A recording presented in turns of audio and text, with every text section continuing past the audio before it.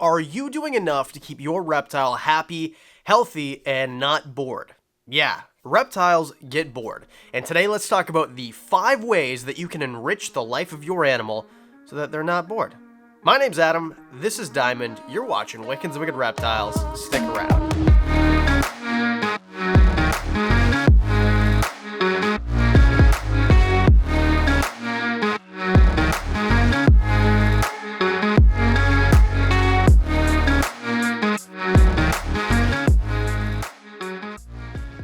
Okay, so what do I even mean by enrichment? What are we doing here, really? I guess it's really simple. If you leave your animal in the same enclosure, feed it the same way, have the same schedule forever and ever, it's going to be pretty bored. So there's a few things you can do that are pretty easy, and then one that's kind of pretty far out there, which we'll get to at the end, that you can do. And a special thanks to Professor Herp. This guy does so much for enrichment of his animals, and I took this idea from one of his videos. So let's get right into it. Number 5, exercise.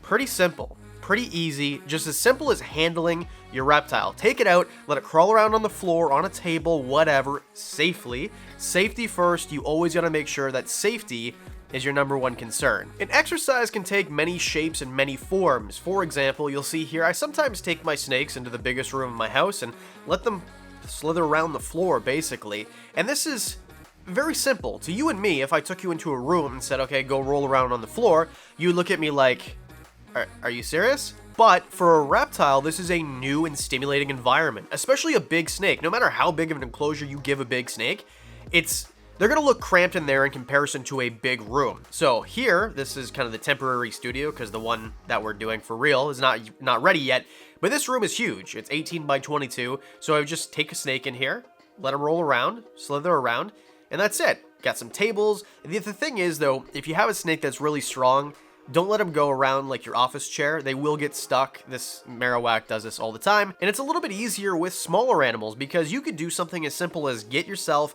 a kitchen table and have a couple things for it to go over top of a log, whatever.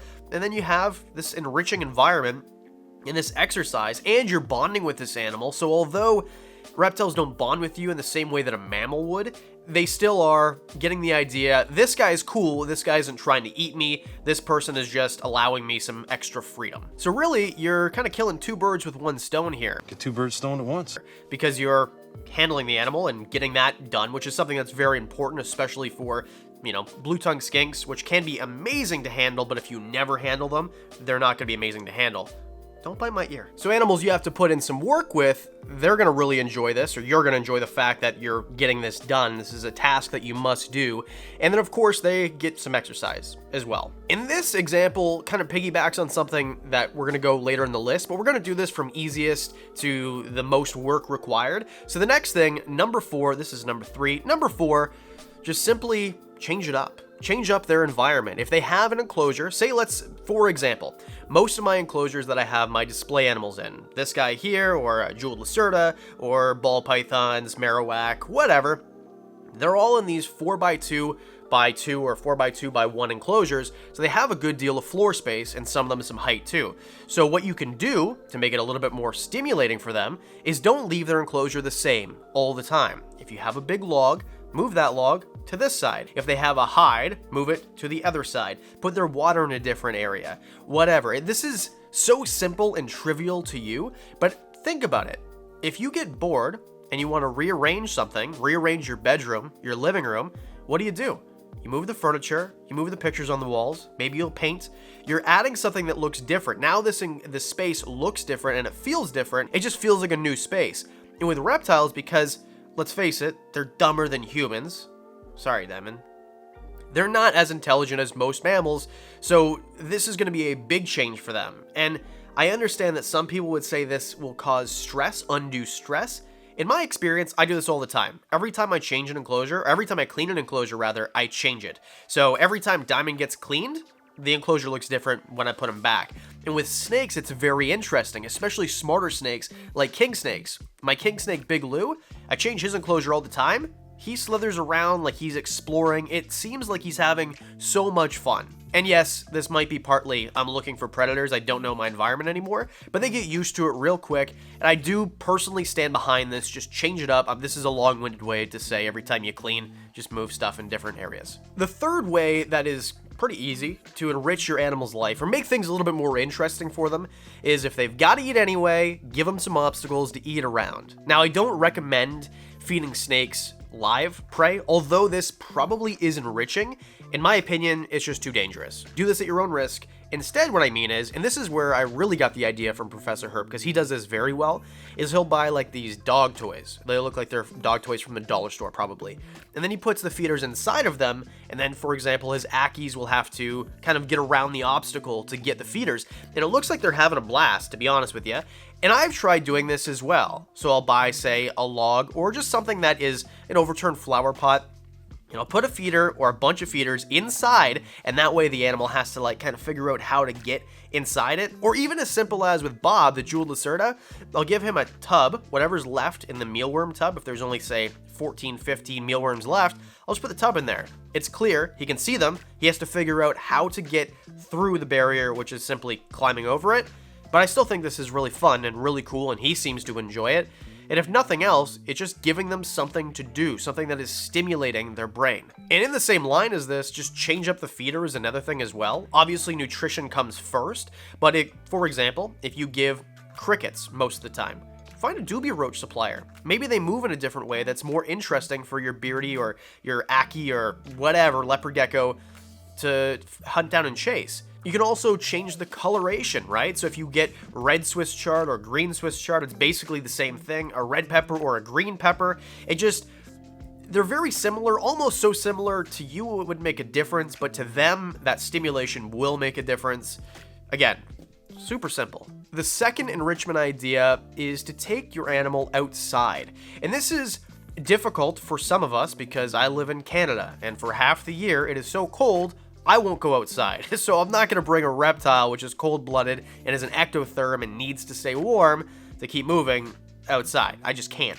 But we do have very hot and humid summers here. And in fact, I keep Bob, our jeweled lacerda, outside all summer long. He goes out right after May 24.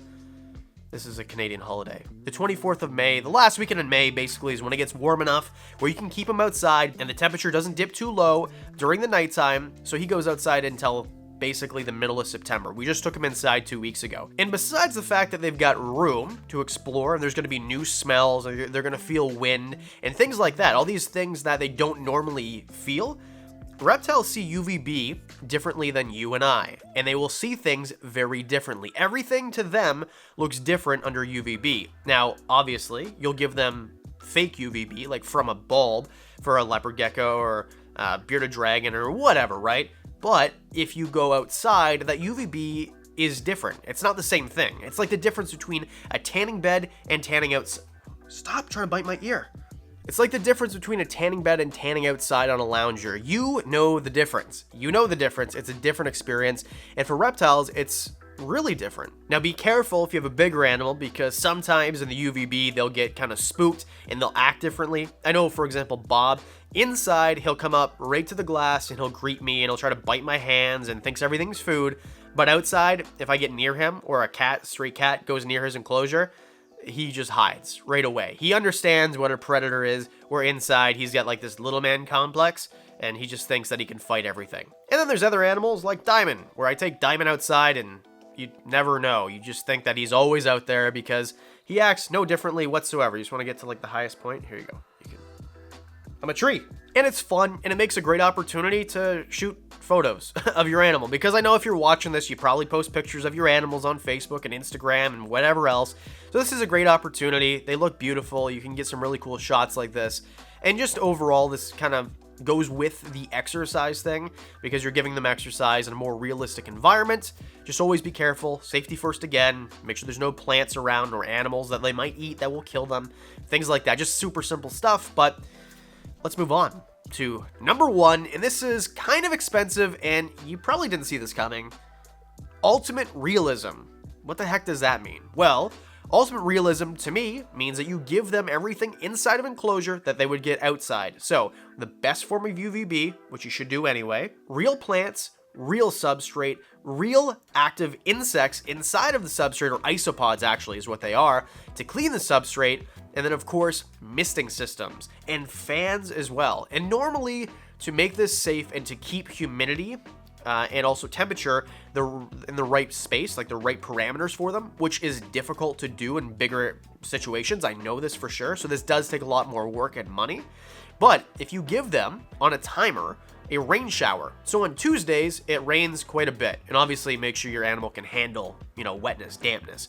And then on Thursdays and Fridays it only mists like twice a day, so it's a little bit of a drier day, and you kind of get this fluctuation like they would get in the wild. Obviously not a huge fluctuation. We're not talking about your temperatures dipping way too low or anything like that. It just adds some stimulation that it's not the same all the time. And also get a fan, like a computer fan, and just have it go, not constantly, but for air circulation, it's great. It's good for the plants as well, because you'll have natural plants in there in this situation that I am hypothetically thinking of. And also the breeze, the movement of the air will feel interesting to the animal as well. And along with this too, you can actually get these smart timers, which I've talked about before, which my whole house is basically on, and definitely the reptile room.